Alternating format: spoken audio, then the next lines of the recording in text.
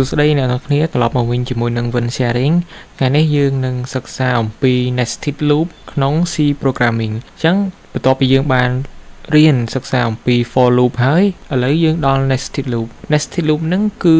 មានន័យថា loop ក្នុង loop អញ្ចឹងប្រកាសជាមាន loop ខាងក្រៅ loop ខាងក្នុងអញ្ចឹងវាដំណើរការម៉េចចឹង nested loop ហ្នឹងឧទាហរណ៍ទៅបើយើងមាន loop មួយនៅក្រៅ loop មួយនៅក្នុងអញ្ចឹងពីរ loop ដូច្នេះរាល់ loop ខាងក្នុង run through the end មានន័យថា run ដល់ចប់ហើយបាន loop ខាងក្រៅ run ម្ដងអញ្ចឹងតើវា run យ៉ាងម៉េចចាំយើងទៅមើលឧទាហរណ៍យើងទាំងអស់គ្នាឥឡូវយើងមកមើលឧទាហរណ៍យើងដាក់នេះគឺគេហៅ outer loop យើងប្រកាស for loop integer I ស្មើ0 I ទូជាង2អញ្ចឹងមានន័យថាយើងឲ្យវារត់ពី0ដល់1អញ្ចឹងមានថាវាបាន2តួហើយខាងក្នុងគឺគេហៅថា inner loop អញ្ចឹងយើងតាំងដូចគ្នាតែយើងត្រូវតាំងខអញ្ញត្តិ integer j ស្មើ0 j ទូជាង3អញ្ចឹងមានន័យថាយើងឲ្យវា run 0ដល់ពី0ដល់2អញ្ចឹងមានន័យថា3តួហើយយើងតេស្តមើលថាវាពិតជាដើរខាងក្នុងទាំងអស់ហើយបានក្រៅម្ដងឬយ៉ាងណាអញ្ចឹងយើងបានprint តម្លៃ j ហ្នឹង print តម្លៃ i ហ្នឹងនិង print តម្លៃ j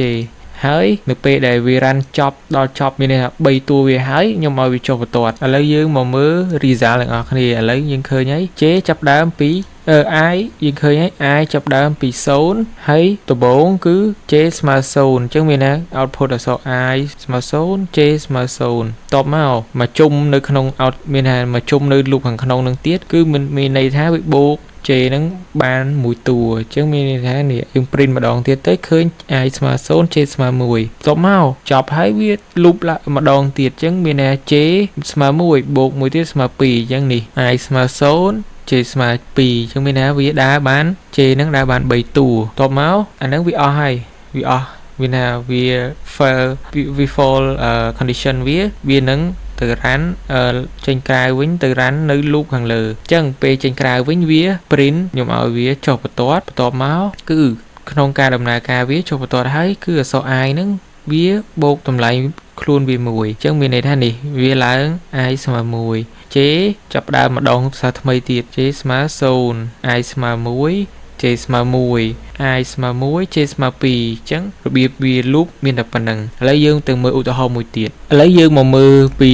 លំហាត់យើងតាក់ទងទៅនឹងការសរសេរតារាងមេគុណឥឡូវយើងមកមើលយើងតាំង i ចាប់ផ្ដើមពី1មានន័យថាមេគុណចាប់ពីមេ1ដល់មេ10មេគុណមេ1ដល់មេ10មេ1ដល់មេ10អញ្ចឹងមានន័យវារត់ពី1រហូតដល់10បន្ទាប់មកតួទី2ដែលគុណនឹង1ដល់រហូតដល់10ហ្នឹងគឺយើងឲ្យវារត់ពី1ដល់10ដូចគ្នាហើយនេះគឺយើង print តម្លៃ integer របស់ i integer របស់ j និង integer i គុណនឹង j ហើយអានេះបន្ទាប់ពីពេលវា print មានន័យថា loop គ្រប់មួយមេគុណហើយគឺយើងឲ្យវាចុះបន្ទាត់ឲ្យងាយស្រួលមើលហើយយើងទៅមើល result ទាំងអស់គ្នានេះឥឡូវយើងបានហើយ1ម្ដង1រហូត1ម្ដង10 2ម្ដង1រហូតដល់2ម្ដង10 3ម្ដង1រហូតដល់3 10ដង4ម្ដង4 10ដង5 10ដង6 10ដង60 7 10ដង70 3 10ដង80រហូតដល់មេ10ឥ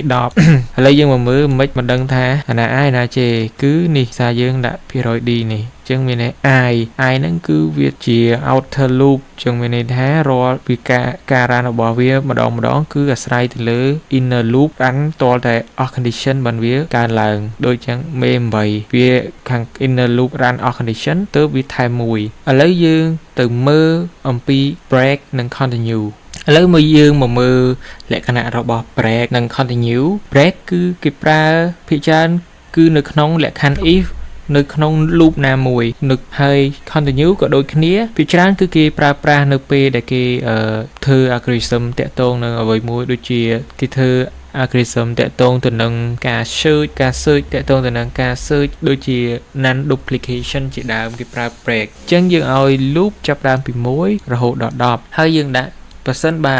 i ហ្នឹងស្មើ3ឲ្យវា break ហើយកន្លែងនេះគឺយើង print តម្លៃ i រីឯ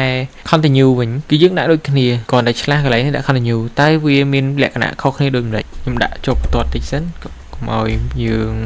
បាក់មើលឥឡូវយើងមកមើលទាំងអស់គ្នា break គឺយើងអាចយល់ន័យខាងក្រៅបានថាសម្រាប់រីឯ continue គឺបន្តឥឡូវលក្ខណៈខុសគ្នារបស់វាគឺនេះគឺជា ចម្លើយរបស់ loop ទី1យើងគឺពេលដែលវា run ពី1យើងឲ្យវា run ពី1ដល់10ប៉ុន្តែនៅពេលវាជួបតម្លៃលេខ3នេះគឺវា stop program វារីឯ continue វិញនៅពេលដែលយើងឲ្យវាចាប់ផ្ដើមដូចគ្នា1ដល់10នៅពេលដែលវាជួប3គឺវា skip ចោលរួចវាចាប់ផ្ដើមតម្លៃដែលបន្ទាប់ពី3 4 5 6 7 8 9 10អញ្ចឹងលក្ខណៈខុសគ្នាគឺមិនបន្តិចហ្នឹងឯងហើយវាងាយស្រួលយល់មែនតើអញ្ចឹងវីដេអូយើងក៏ដល់ទីបញ្ចប់ហើយអរគុណអ្នកនរគ្នាដែលបានទស្សនាជួបគ្នានៅវីដេអូក្រោយ